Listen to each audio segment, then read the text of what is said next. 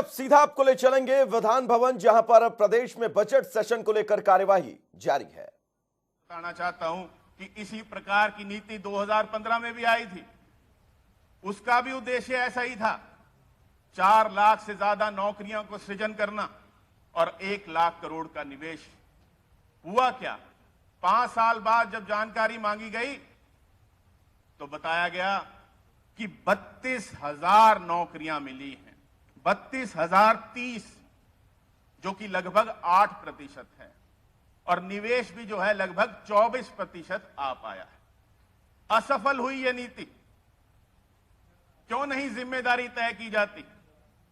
5 साल बाद हमें पता चलता है कि जिन नीति, उद्योग नीति तो असफल हो गई। कैसे उम्मीद करें कि ये जो अब नीति आई है ये सफल होगी, जब तक हम पिछली नीति की जिम्मेदारी जो है वो तय नहीं करेंगे। एक तरफ स्पीकर सर, विधान पालिका में बाबा साहेब भीमराव अंबेडकर जी की प्रतिमा को स्थापित किया जाता है, और दूसरी ओर कार्यपालिका में उन्हीं के बनाए हुए श्रम कानूनों को तहस नहस किया जाता है। नई उद्योग नीति में कहा गया है कि जो भी बड़े उद्योग हरियाणा में आएंगे उनके ऊपर मिनिमम वेजेस के अलावा कोई भी श्रम कानून लागू नहीं होगा। 5 तारीख को भी बहुत चर्चा हुई थी, यह मामला भी कॉन्करेंट लिस्ट का है। क्या माननीय राष्ट्रपति महोदय से परमिशन ली गई है कि इस प्रकार से तो हरियाणा के अंदर श्रमिकों का शोषण होगा, बंधुआ मजदूरी शुरू हो जाएगी? मैं आपके माध्यम से कहना चाहता हूं कि इसे रोका जाए, इस तरह का कार्य ना किया जाए। सरकार द्वारा पुलिस अधिकारियों को अलग अलग विभागों में स्थानांतरित किया जा रहा है, और यह तब हो रहा है जब हरियाणा में जो क्राइम है वो बढ़ता जा रहा है। क्या यह समझा जाए कि हरियाणा को पुलिस राज्य बनाने की ओर कदम बढ़ाए जा रहे हैं? कल ही हमने महिला दिवस मनाया, और जो महिला आयोग है, राष्ट्रीय महिला आयोग, उनके द्वारा जानकारी दी गई है कि वर्ष 2020 में सबसे ज्यादा अगर शिकायतें पूरे देश में से कहीं आई हैं तो वो हरियाणा से आई हैं। हमारे लिए कितने दुख की बात है। सर, जो हरियाणा पुलिस एक्ट है उसका जो सेक्शन 59 है, it says there shall be a state police complaint authority. Shall, आज तक उसे बनाया ही नहीं गया। उसका कार्य है कि जनता की सुनवाई करना। अगर जनता की कोई समस्या है, उसकी शिकायत जो कि पुलिस अधिकारियों कर्मचारियों के खिलाफ होगी, उसकी शिकायत वहां की जा सकती। आज तक उसे सर बनाया ही नहीं गया। निहत्थे किसानों के ऊपर जान से मारने के एवं हत्या के प्रयास के मामले दर्ज किए गए। क्या यह जनता की आवाज को दबाने का कार्य नहीं है?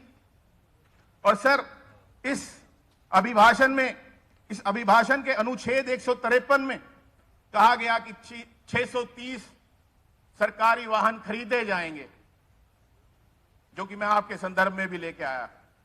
यह सर तीसरी बार हो रहा है कि कार्यपालिका विधान पालिका को गुमराह कर रही। बार बार इस तरह के कार्य किए जा रहे हैं। मैं जानना चाहता हूं कि ऐसा क्यों हो रहा है। ये 630 वाहन 2.5 महीने पहले खरीदे जा चुके हैं। खुद मुख्यमंत्री महोदय इनका निरीक्षण कर चुके हैं। 2.5 किलो इनके ऊपर धूल जमी हुई है, लेकिन कहा जा रहा है कि ये अभी खरीदे जाने। क्यों इस सदन को गुमराह किया जा रहा है? मैं आपके माध्यम से चाहता हूं कि इसकी इंक्वायरी भी कराई जाए और इसके अंदर अमेंडमेंट भी की जाए। अनुसूचित जाति के कल्याण की बात हो रही थी। मैंने 5 साल की जानकारी भी मांगी। जितना बजट का प्रावधान किया जाता है उतना लगाया नहीं जाता। दूसरे विभागों के लिए तो हम जो है सप्लीमेंट्री ग्रांट्स लाते हैं, लेकिन अनुसूचित जाति के कल्याण के लिए जो पैसा निर्धारित होता है वह भी लगाया नहीं जाता। अनुसूचित आयोग को भंग करने में तो देर नहीं लगी, लेकिन आज तक उसे बनाया नहीं गया। कैसे मान लें कि सरकार संवेदनशील है अनुसूचित जातियों के कल्याण के लिए?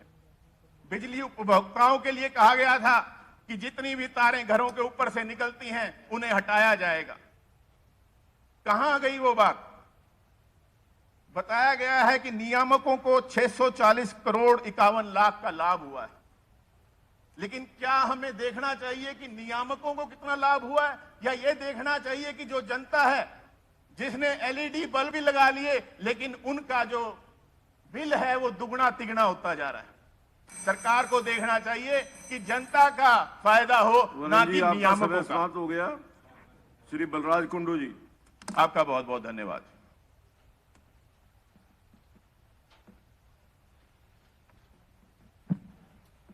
अध्यक्ष महोदय धन्यवाद, आपने मुझे बोलने का मौका दिया। महामहिम राज्यपाल जी के अभिभाषण पर मैं सभी साथियों का,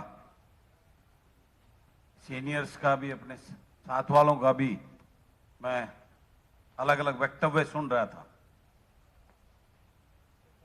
और मैंने जो इस अभिभाषण में जो देखा कि किस प्रकार से पूरे प्रदेश को, जैसे भाई ने बताया, ऑल इज वेल, पूर्ण रूप से खुशहाल दिखाया गया।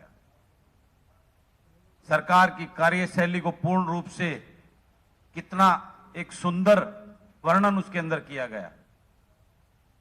उसी के संदर्भ में मैं ये बताना चाहता हूं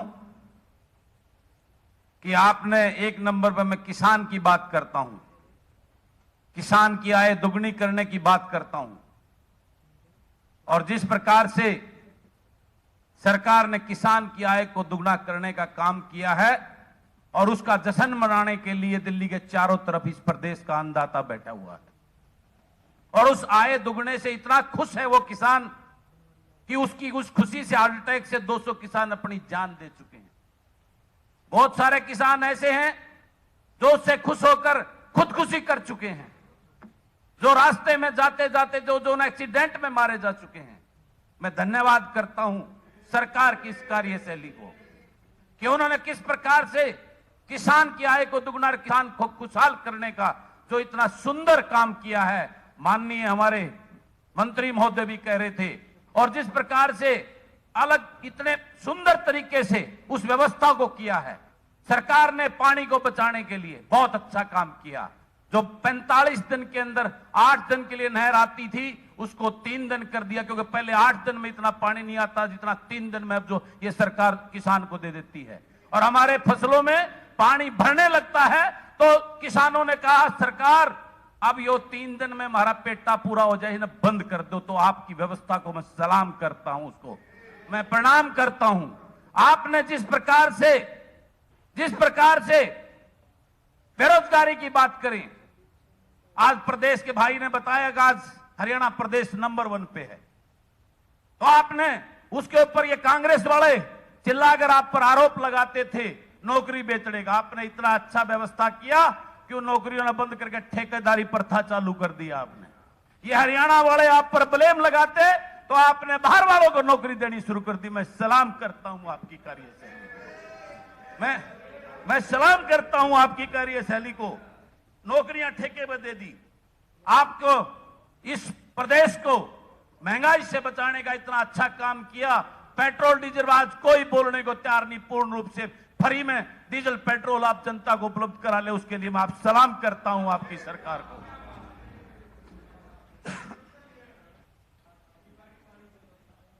आज कानून व्यवस्था का तो कमाल है। हमारे माननीय गृह मंत्री जी भी उसकी चर्चा कई दिन पहले कर चुके, अखबारों में बड़ा सारा लेख मैंने पढ़ा था, और जिस प्रकार से उन्होंने अपने डीजीपी की तारीफ की थी, मुझे कहने की आवश्यकता नहीं है। मैं सलाम करता हूं इस प्रदेश की सरकार को उसकी कार्यशैली के लिए। आज प्रदेश का किसान सड़कों पे बैठा है, भूखा बैठा है, नंगा बैठा है, और जिस प्रकार से इस प्रदेश की सरकार ने उसके खाने पीने की व्यवस्था, उसके जो है ना स्वास्थ्य की व्यवस्था, उसके पानी की व्यवस्था, जिस प्रकार से दीवारें खींचकर, कांठे खोदकर और खाइया खोद और वाटर कैनन से किया, मैं उसके लिए सलाम करता हूं इस हरियाणा प्रदेश की आज जिस प्रकार से प्रदेश में हर आपने बड़ी तारीफ की कि हर तरह रेवेन्यू बढ़ रहा है, हर वो बिजली बोर्ड भी, बिजली डिपार्टमेंट भी जो घाटे में चलता था, जो इसको लूट के खा गए ये कांग्रेस वाले, वो आज फायदे में चल गया। और जब मैं देखता हूं तो प्रदेश का जब वो देखा तो प्रदेश के अंदर जो है ना वो कर्ज वो डे बाय डे बढ़ता जा रहा है। का सलाम करता हूं आपकी कार्यशैली को। आज जिस प्रकार से आउटसाइडर को नौकरियां देकर जो हमारे सरकार के सहयोगी, हमारे साथी जो चुनाव सरकार में आने से पहले यहां आंदोलन करते थे और जो बाहर की नौकरियां देने पर जिन्होंने सरकार के खिलाफ बिगुल बजाया था, आज वो उसकी तारीफ करते हैं। मेरे प्रदेश के युवाओं को उसके काबिल नहीं बताते, वो उनके पास वो डिग्रियां नहीं है। आज जिस प्रकार से एक डोमिसाइल जिसका 15 साल में हरियाणा की वो उसको नागरिकता मिलती थी, उसको घटाकर बाहर वालों का रास्ता जो आधा समय करने का काम किया, मैं सलाम करता हूं हरियाणा प्रदेश की सरकार को।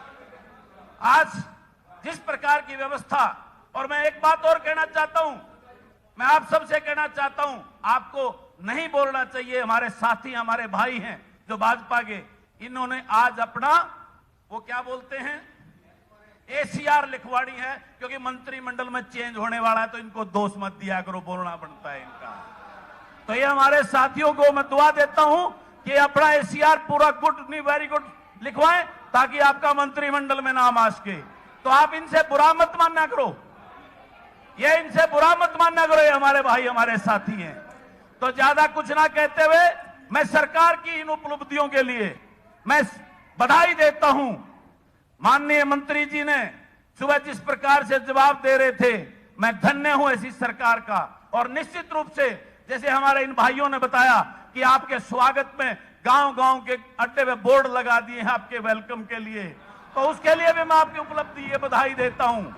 और जिस प्रकार से आज साथियों ने मतलब, क्योंकि इतना ज्यादा स्वागत आप सबका हो रहा है, जिसके लिए सारे पूरा प्रदेश, और आज आपकी इन उपलब्धियों के लिए, और जो जश्न पिछले 3 महीने से किसान दिल्ली के बॉर्डरों पे मना रहा है, वो आज पूरा विश्व उस बात को जानता है। आपकी सरकार की उपलब्धियों से ये अन्नदाता कितना खुश होकर आपको दुआएं दे रहा है, उसका परिवार, वो उसके लिए उपलब्धि देता हूं, मैं आपको बधाई देता हूं। और मैं इसके लिए पूरी सरकार को धन्य देता हूं, और आपको एक बात का आश्वासन भी देता हूं, आपका बहुत बड़ा स्वागत। ये 3 साल 3.5 साल से बहुत जल्द बीत जाएंगे, ये गिनती के दिन है। आपका वेलकम करने के लिए इस प्रदेश और देश की जनता तैयार बैठी है, आपका बहुत बड़ा वेलकम होगा, उसके लिए मैं आपको एडवांस में बधाई देता हूं। तो मैं आप सबको थोड़े शब्दों में, बड़े लंबे चौड़े, उसके बाद 2 शब्द स्पीकर महोदय अपने उस हल्के के लिए भी मैं आपसे निवेदन करना चाहता हूं, आपके माध्यम से सरकार को। मैं जब से विधायक बन के आया था, मेरे महम क्षेत्र का एकमात्र जिससे रोहतक 35 किलोमीटर पड़ता है, सामान्य हॉस्पिटल जिसकी जर्जर हालत है, उसके लिए मैं डिमांड करता हूं, आज तक कोई सुनवाई नहीं, उसको निवेदन करता हूं, वो मेरे काम नहीं आना, उस इस देश की, मेरे गांव, मेरे विधानसभा की, मेरे क्षेत्र के लोगों के लिए बनना है, उसके लिए मैं अपील बार बार करता हूं, उसको बनवाने का सरकार काम करे। मैं अपने महम के अंदर गर्ल्स कॉलेज की मैंने डिमांड रखी थी, मैं उसके लिए निवेदन करता हूं, बार बार मंत्री महोदय बैठे हैं और मंत्री महोदय उसके लिए कहते हैं लड़कियों का विशेष ध्यान दो। धन्यवाद, धन्यवाद। एक मिनट, मैंने बहुत थोड़ा सा हो गया मेरा गर्ल्स कॉलेज। एक बात और कहना चाहता हूँ, धन्यवाद। एक बात के लिए मंत्री जी को बधाई, और मंत्री जी की बधाई रहेगी, हो गया। एक मिनट, मंत्री जी की बधाई। अब कोई रिकॉर्ड नहीं होगा, अब कोई रिकॉर्ड नहीं होगा। अब एक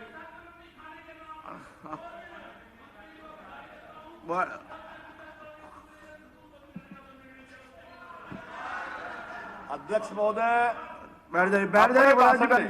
धन्यवाद। अध्यक्ष महोदय, अपने संबोधन में जिस तरीके से जो बातें बताई गई, चाहे वो कुंडू साहब ने बताई कि ठेकेदारी प्रथा हमारे से नहीं चली, आपसे चली है नहीं। बाहर के लोगों की नौकरी की बात है, आप हमारे से बता दोगे बाहर के लोगों के अगर मेरिट पे नौकरी दोगे तो आप कैसे रोकोगे? आपने अब तक सरकार चलाई कि आपके टाइम में नहीं, ये बिल्कुल मिसगाइड करने का काम करा। दूसरी बात, एक मिनट में एक मिनट में बात पूरी कर, एक मिनट में बात पूरी कर। अभी एक मिनट गोगी जी ने अभी, एक मिनट जी, आप सुन तो लो जी, आप सुन तो लो। गोगी जी ने कहा कि हम केवल घोषणाएं कर रहे, हम केवल घोषणाएं कर रहे। आप बताओ क्या करा? अमित सियाग जी ने कहा कि किसान मापदंड है, एमएसपी भी के। एक मिनट अमित सुन लो ना, क्या सुनो तो। मंत्री जी बोल रहे हैं 2 मिनट अमित परमिशन सियाग जी लेकर ने बोल रहे कहा हैं। कि एमएसपी की केवल घोषणा नहीं चाहिए, एमएसपी इंप्लीमेंट भी चाहिए। उन्होंने अभी कहा। बीबी बत्रा जी ने कहा कि हमने कानून बना दिया था कि एमएसपी से नीचे बेच नहीं सकते। मैं अभी आपका डाटा दिखाऊंगा और मुझे बताइए आपने क्या क्या कार्रवाई करी। आपकी सरकार 2013-14 में आपकी सरकार थी, आपने गेहूं खरीदी 58.56 लाख मेट्रिक टन। आपने खरीदी इतनी, हमने खरीदी 54। आपने नहीं, आप किसान की आमदन पूछोगे ना, मैं बताऊंगा दुगनी कैसे करेंगे, मैं बताऊंगा दुगनी कैसे करेंगे आपको, मैं बताऊंगा दुगनी कैसे करेंगे। आप मंत्री जी आपने गेहूं और दालें छोड़गा, ना बाजरा खरीदा, ना सरसों खरीदी, ना मूंग खरीदी, ना मक्का खरीदा, ना सूरजमुखी खरीदी, एक दाना नहीं खरीदा। तो कहां से मांग रहे एमएसपी? एमएसपी को इंप्लीमेंट अगर कर रहे तो हम कर रहे हैं। मंत्री जी प्लीज कभी एमएसपी इंप्लीमेंट नहीं करी। श्री सत्यप्रकाश जरावता जी,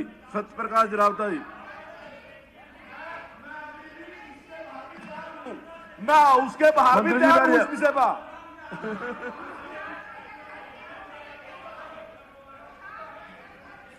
धन्यवाद माननीय स्पीकर महोदय। आज आपने 1 घंटा पानी पर तो बोले, आप सुबह 1 घंटा पानी पर ही बोले, अभिभाषण पर मुझे बोलने का अवसर दिया। वहां दे दो, उनको दे दो। ये आप सुबह 1 घंटा पानी पर बोले, अब क्या हो गया? नहीं अब ये